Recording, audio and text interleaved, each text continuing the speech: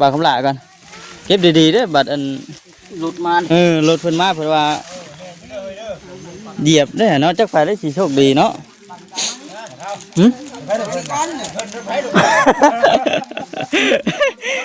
รถเท่านี้แหล้วดูให้รถเพิ่นดิช่วยกันแล้วนะสร้างด้วยเช็คจับเจือเด้อเก็บเบิดแล้วบ่เบิดแล้วเนาะมันแล้วแต่โชคนี่แม่แล้วนี่ของแท้แล้วแต่นี่ก็ได้นี่ได้เหยียบเลยเปลี่ยนแบบติดต้องต้นเจ้าของน้ำเพิ่นพี่น้องเนาะหากอันมุ้งนี่เป็นมุ้งแต่ว่านี่บ่มุ้งมันนี่ก็พี่น้องก็เดินกันมีแต่ว่าน้องดูเป็นชุกนู่นแล้วเอาห้องน้ำเป็นมันนอนเลยประจำอยู่ห้องน้ำเลยดิเจ้าห้องไปห้องมันแล้วอยู่ป่าบ่ได้อยู่ป่านี่ยุงเอาไว้มันบุคือเนาะก็คือนี่ก็เต็กกูเปิดกองประชุม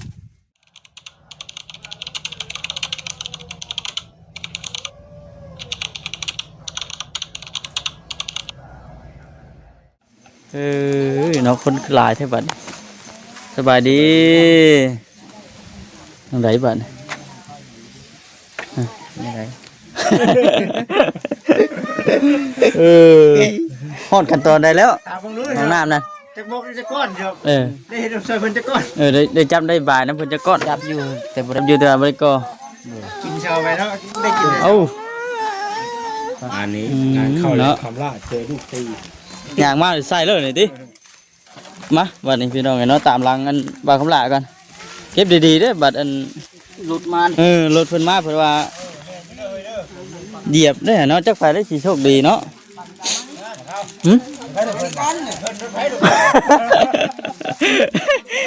รถเท่านี้แหล้วดูให้รถเพิ่นดิช่วยกันแล้วนะสร้างด้วยเช็คจับเจือเด้อเก็บเบิดแล้วบ่เบิดแล้วเนาะมันแล้วแต่โชคนี่แม่แล้วนี่ของแท้แล้วแต่นี่ก็ได้นี่ได้เหยียบเลยเปลี่ยนแบบติดต้องต้นเจ้าของน้ำเพิ่นพี่น้องเนาะหากอันมุ้งนี่เป็นมุ้งแต่ว่านี่บ่มุ้งมันนี่ก็พี่น้องก็เดินกันมีแต่ว่าทักทายสบายดีเด้อพี่น้องเด้อเนาะเป๊ะกินข้ออีกแม็กไอ้กินเด้อตัวนี้เด้อแม็กกินเด้อตัวนี้เด้อทีมงานสร้างสบายดีเด้อสร้างแก้วเพิ่นก็ได้สบายดีเอาตู้ก่อน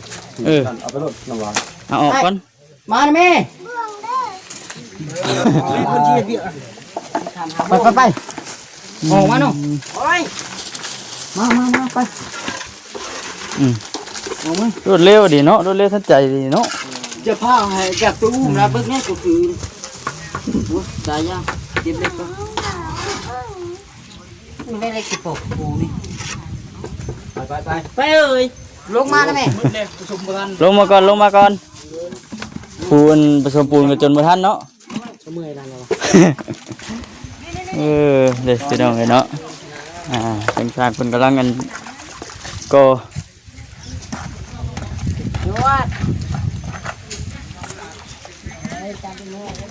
็แต่ชอบคุณบ่กองเลยอันนี้ได้กองกิ้งนะอันนี้เทพื้นมาเช้าหน่อย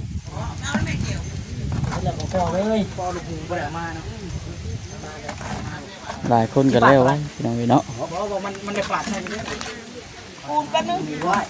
ฝุ่นสั่งเปะเพิ่นหวนใต้หวนเหนืออยู่ปูนผสมปูนปูขล้นปูนไม่ยังถ้วยเพียงนะถ้วยยังเบิดเลยมาขอนะอันนี้อยู่ไปได้บัจิตอยู่ไปแก้วมีบ่บัจิตกำลังจะเย็นให้เจ้าบ่สิไปแก้วนะเจ้าบ่สิไปแปลงแก้วนะหรือว่าเจ้าอยู่ปูนให้บ่เฮ้ยเลือกเอาดิอะไรบ้างนะเถอะเอาถ้วยมาก่อน มาข้ออันนี่ใช่อันนี้บ่อ๋อคนละ มาข้ออยู่นี่บ่ บ่ ข้อมาใช่ใหญ่กงมาอีกเอาเลยตรงนี้มันเป็นนี่ได้มันสมบ่ เขาแม่มาทูนอน พี่น้องเนาะพอดีว่ามาช่วงค่ำช่วงแรงหาก็ขึ้นอันแต่เลี้ยงงัวได้ข่อยเลี้ยงงัวได้บ่คำหลาย ใส่ดีบ่ ฮะ อันดีนี่บ่ใส่ ตำแจ่วใส่อันตำแจ่วกินสมมะข้อใส่บีมันบ่คือเลยเด้บ่คำหลา คือบ่ คือขมนะ คือสิบ่คือสิบ่รอดบ่แล้วเนาะ คือสิได้กินเท่าเดียว แม่นบ่ เลย ให้กินจักยุกเล่นมะข้อบ่มะข้อนี่ มาข้อได้บ่ แม่นพวกนี่โทรหาบ่จิตพวกนี่ก็คือว่ากินสมมะข้อว่าซั่น อ๋อบ่ติกินชมข้ออันนี้ก็ยกที่2บ่จิ ยกทองอีกโอ้มันก็คักรถแล้วนี่พี่น้อง บ่จิเราใส่ยก2เนาะ อะไรไงน้องดูเป็นชุกนู่นแล้ว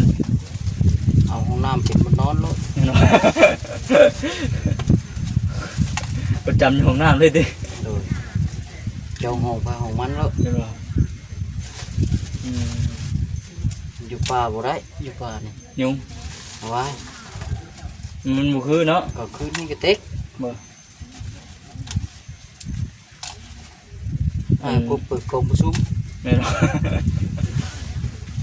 ยุงเป็นยุงเนาะ ยุ่งเป็นยุ่ง แต่พอดีถ่ารออันห้องน้ำเราข้างหลังสำเร็จ nó bùi bùi นั่นนะกะว่าอีก2-3 มื้อ này เข่งก่อนนี่ก็หอยบ่เกินมื้ออื่นก็แล้วข่อยว่าเนาะ rồi ก่อนบ่ถึงมันถึงจะมาหลายคนอยู่เดิ3 คน 4 คน 4 คนเป็นว่าคือ thì nó ใส่ตามอายุบ่ดีไว้ได้ chạy lấy đó เฮ็ดเรียกแล้วแหละ mày nằm mình nhịn nhịn อืม chạy nổi à ใส่หลายเด้ chạy luôn lái มันใส่หลายเชฟหลายบ่ใส่หลายมันล้นหลายดิ là mặc ván nó cả cái gì มาจิตนี่ได้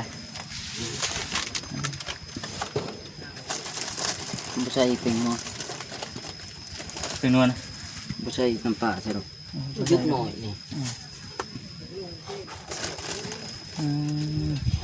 giúp máu รอบค่ำรอบแรงเด้อพี่น้องเด้อเนาะสิกินสม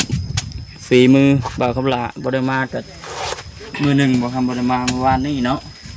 เมื่อวานนี้ข่อยบ่ได้มาเมื่อวาน mày mà một chữ lần má vào ลืมเลยเนาะเจ้าก็เลยเนาะวานนี้บ่ได้มาเมื่อวานนี่ mày má vào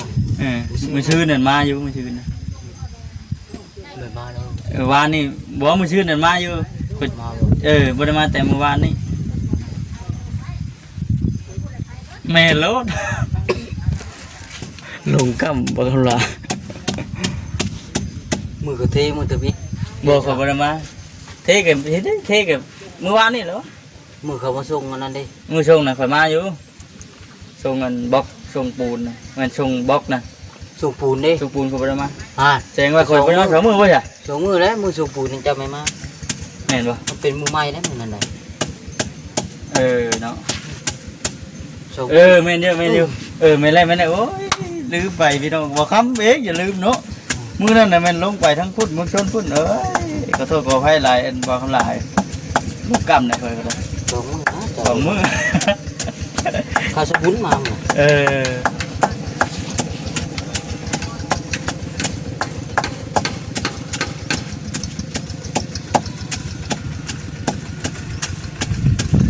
เบอร์เฮ็ดไปเลย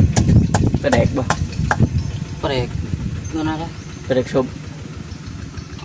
ไปแดกปรุงนี่ đẹp cùng นี่ได้เฮ็ดแล้วได้ có đẹp sung như mình ได้เบิดทุกแบบทุกแนวไปแดกชมบ่นั่นก็ได้ข้อมันก็สดได้เด้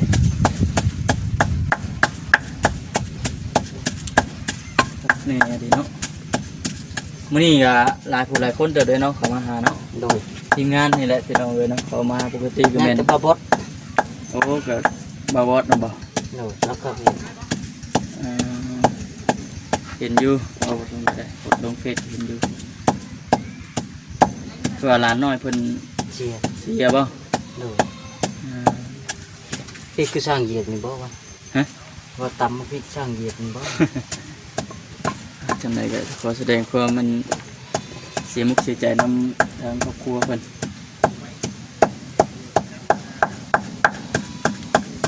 หมักพริกกันตามมามันหยาบๆเนาะเอาเลยสนิทกันเป็นห่วงคกเลยดิดินจนโกนโอ้ยปวดกูว่าตามหมักพริก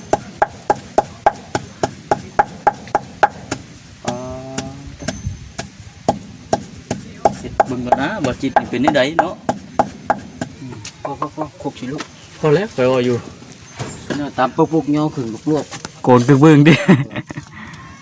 ไม่ยังลูกชายโทน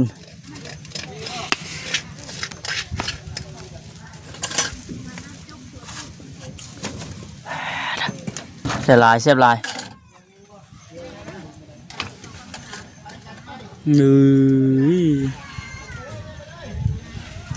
จวดจัดโลดพี่น้องเอ้ยมาเนี่ยนะแก่ช่วงก่อนบ่คำก็ขึ้นจากอยู่ไม่ยังน่ะโอ้ไฟปั่นบ่ปั่นไฟคิดว่าต่อไฟมาแต่เฮือนหลังพูดเลยเมื่อกี้เนี่ยลืมเบิ่งเมื่อกี้นี่พูดแล้วลืมเบิ่งเลยเนาะสะดวกสบายแล้วไปไหนไปทางใดกันเนาะ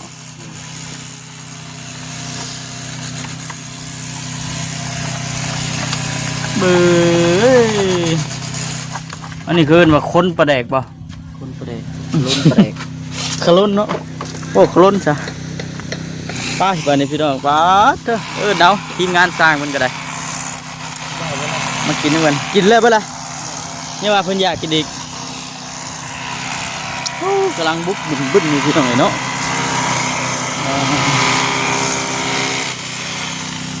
ไปเจ้าประเดี๋ยวน้ำมูกกับลูกท่านเฮ้ยนี่โอ้สบายดีเด้อธรรมจิตสบายดีทำบ่คำพร้อมเนาะไปพุ่นเตรียมแล้วไปน้ำแม่ทั้งช่างนะช่างคนกินเลยป่ะกินเลยก็กินอีก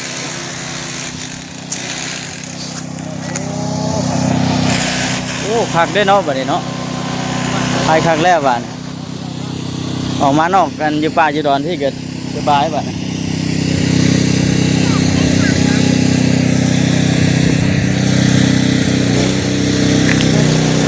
แม่นะบัดจิตส่งลมเกือบไปแล้วของน้ำบาคำหนาเกือบลืมแบบมันมีลมเลยไปยังแน่เลยน่าบ่เสียมีไทยเสียงไปยังเนาะแต่มีช่องลมเนี่ยเสียงมันออกเลยเนาะในนอนเลยเอาไปลังเวลาดังกล้องเลยนะของอัดเด้ออย่าแต่คนกายมากคนไอเด้ผู้นั่งอยู่ในไม่ได้ไอเขาไอแล้วเลยโอ้แมนฮะเนี่ยจะไปได้กล้องเฮ้ยเจ้าเด้อระวังบ่เห็นจะบุกิดบ่ผมยิ้มแล้ว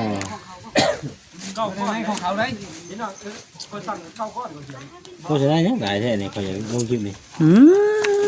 ข้างหัว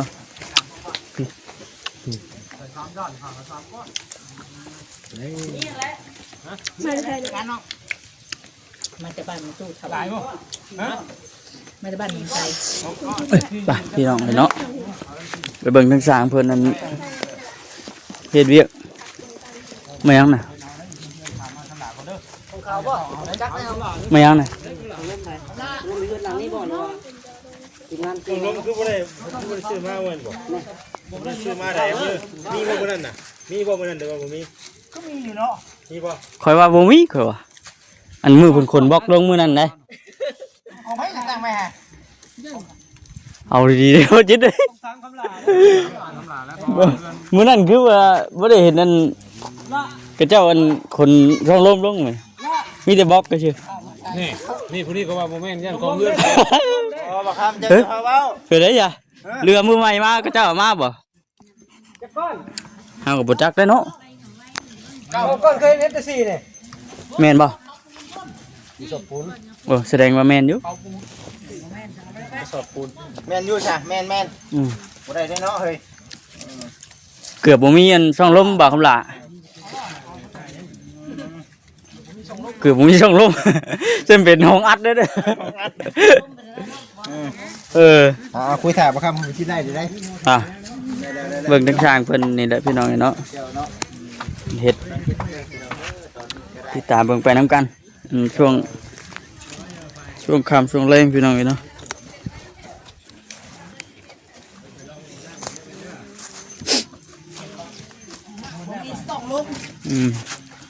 เฮ็ดเวทห้องอัดเลยโอ้มีน้ำเนาะ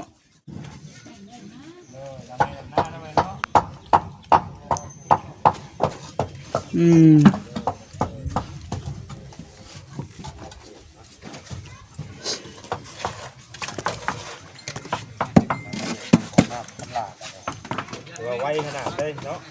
ถ้าข้ามไม่อีกวันนี้เราต้องตั้งทุกกบทั้งกอทั้งใหญ่ที่นั่นเลย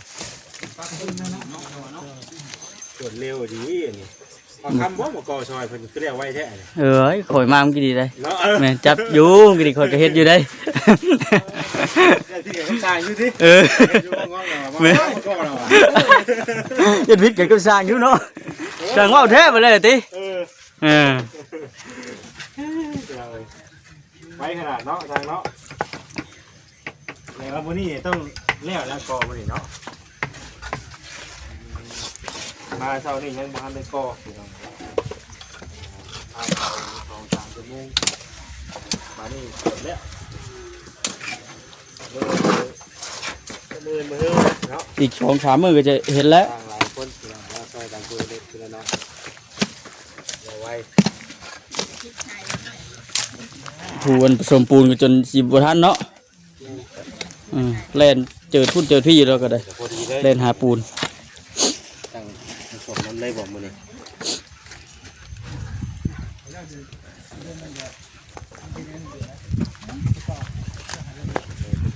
ไปพี่น้องเนาะคลิปนี้ก็มีแต่ว่าสิอันจบคลิปก่อน